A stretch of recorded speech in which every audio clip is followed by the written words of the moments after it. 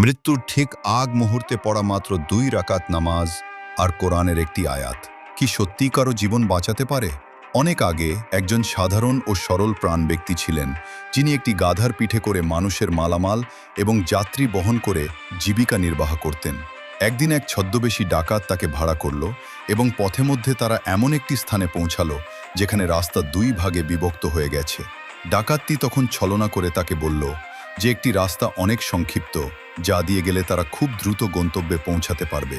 সরল বিশ্বাসে লোকটি সেই অজানা পথ ধরলেন, কিন্তু কিছু দূর যাওয়ার পর তিনি দেখলেন রাস্তাটি গভীর জঙ্গলের শেষ প্রান্তে গিয়ে মিশেছে এবং সেখানে চারপাশে অসংখ্য মানুষের হাড়গোড় ছড়িয়ে আছে। ডাকাতটি তখন অস্ত্র উঁচিয়ে তাকে হত্যার হুমকি দিলে লোকটি শেষ ইচ্ছা হিসেবে 2 রাকাত নামাজ পড়ার অনুমতি চাইলেন। কিন্তু মৃত্যু ভয়ে তিনি কোরআনের সব সূরা ও আয়াত একদম ভুলে গেলেন। ঠিক সেই মুহূর্তে আল্লাহর বিশেষ কুদরতে তার মুখ দিয়ে স্বয়ংক্রিয়ভাবে পবিত্র কোরআনের একটি আয়াত উচ্চারিত হতে লাগল। আম্মান ইউজিবুল মুজতাররা ইজা দাহু ইয়াকশফুসু, অর্থাৎ কে সেই সত্তা যিনি আর্তের ডাকে সাড়া দেন যখন সে তাকে ডাকে এবং কষ্ট দূর করেন।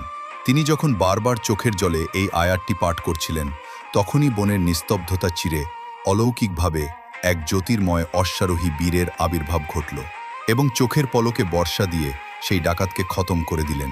লোকটি বিস্ময়ে বিমূঢ় হয়ে পরিচয় জানতে চাইলে সেই অশ্বারোহী জানালেন যে তিনি চতুর্থ আসমানের একজন ফেরেশতা এবং যখনই এই ব্যক্তি বিপদে পড়ে আল্লাহর কাছে এই আয়াতের মাধ্যমে সাহায্যের আবেদন করেছিলেন, তখনই মহান রবের নির্দেশে তিনি তার জীবন রক্ষা করতে নেমে এসেছিলেন।